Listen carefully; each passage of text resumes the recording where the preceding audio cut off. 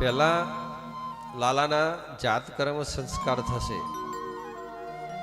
નાનું બાળક હોય ને એટલે એના જાત કર્મ સંસ્કાર કરવામાં આવે. આપણી સંસ્કૃતિ એવી છે, ભારતીય સનાતન સંસ્કૃતિ, કે આપણે કોઈ પણ યુવાન, યુવક અને યુવતી લગ્ન કરે એટલે સીધો એને ગૃહસ્થ જીવન બાંધવાની આજ્ઞા આપણી સંસ્કૃતિ પ્રમાણે નથી.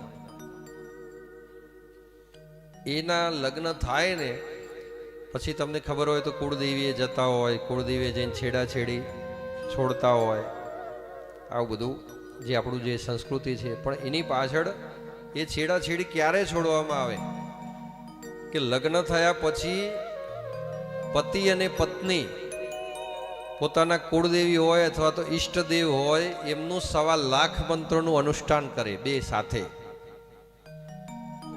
અને બંને સાથે અનુષ્ઠાન કરે એટલે બંનેનામાં એક ઉર્જા શક્તિ આવે, એક તત્વ ઉત્પન્ન થાય. અને ઉર્જા શક્તિ ને તત્વ ઉત્પન્ન થયેલું હોય પછી કુળદેવી આગળ છેડાછેડી છૂટે અથવા તો પહેલા છેડાછેડી છૂટ્યા હોય એ પછી બી એ બંને અનુષ્ઠાન કરવાનું હોય છે. ને અનુષ્ઠાન કરીને 1.25 લાખ મંત્રનું અનુષ્ઠાન પૂર્ણ કરે પછી ગૃહસ્થ જીવનની એમને શરૂઆત કરવાની હોય છે. અને એ પછી જે શરૂઆત કરે એને ગર્ભ બીજદાન સંસ્કાર કહેવાય. અને પછી જે એમને પુત્ર રત્ન આવે કે કન્યા રત્ન આવે તો એટલું યશસ્વી અને તેજસ્વી થાય, કારણ કે બંનેને એક સરખા ધર્મના ગુણ એમનામાં પ્રવિત થઈ ગયા હોય. અને એના પછી જ્યારે એ સ્ત્રીને ગર્ભ રહેતો હોય છે પછી એના પુંસવન સંસ્કાર આવે છે કે બાળક ગર્ભમાં હોય અને સારા સારા ભગવાનના ચરિત્રો બધા સંભળાવવામાં આવે.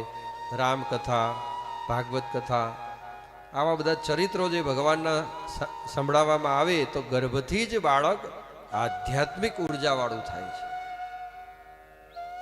અને પછી એનો જન્મ થાય પછી એને જાતકર્મ સંસ્કાર કરવામાં આવે છે.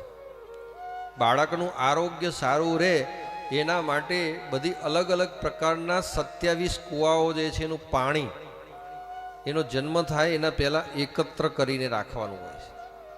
અથવા તો પછી સમુદ્રનું જળ જે છે લાઈને રાખવાનું હોય છે, અથવા ગંગા, યમુના, નર્મદા આ બધી નદીઓનું જળ જે છે એ લાઈ અને રાખવાનું હોય છે. અને એ બાળકનો જન્મ થાય એટલે બધી જે અલગ અલગ પ્રકારની ઔષધિ હોય એ ઔષધિને એ જલની અંદર જે છે એ પાણીને ગરમ કરી એ બધી ઔષધિઓ નાખવાની હોય છે. અને ઔષધિઓ નાખી એને ઠંડુ પડવા દેવાનું હોય છે. પછી જે ઠંડુ પાણી થઈ જાય પછી એક મોટો રૂમાલ કે એવું હોય અથવા તો એક સફેદ વસ્ત્ર હોય એ ઉપર રાખી અને એની ધારા જે છે એ રૂમાલ ઉપર તમે એ જળની કરો ને નીચે બાળક જે હોય છે એને રાખવાનું હોય અને એનાથી એને સ્નાન કરાવવાનું હોય છે, જેને ઔષધિ સ્નાન કહેવાય, એને જાતકર્મ સંસ્કાર કહેવાય. એટલે એ પ્રમાણે એ બાળકને તમે સ્નાન કરાવો છો તો એ બાળકની જે કોઈ પણ ઇન્દ્રિયો હોય જ્યારે એનો જન્મ થયો હોય અને પ્રસૂતા થયેલી હોય તો એ સમયે એ બાળક નાજુક પરિસ્થિતિમાંથી પસાર થયું હોય છે. અને એ નાજુક પરિસ્થિતિમાંથી પસાર થયું હોય ને એની કોઈ પણ ઇન્દ્રિયો નાની મોટી મસ્તિષ્કની દબાઈ ગઈ હોય, શરીરની કોઈ પણ ઇન્દ્રિયો દબાયેલી હોય તો એ જાતકર્મ સંસ્કારથી એ ઔષધિ સ્નાન કરાવવામાં આવે.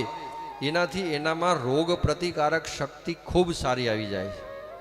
એટલે નાનપણમાં બાળક વધારે પડતું માંદું પડતું નથી.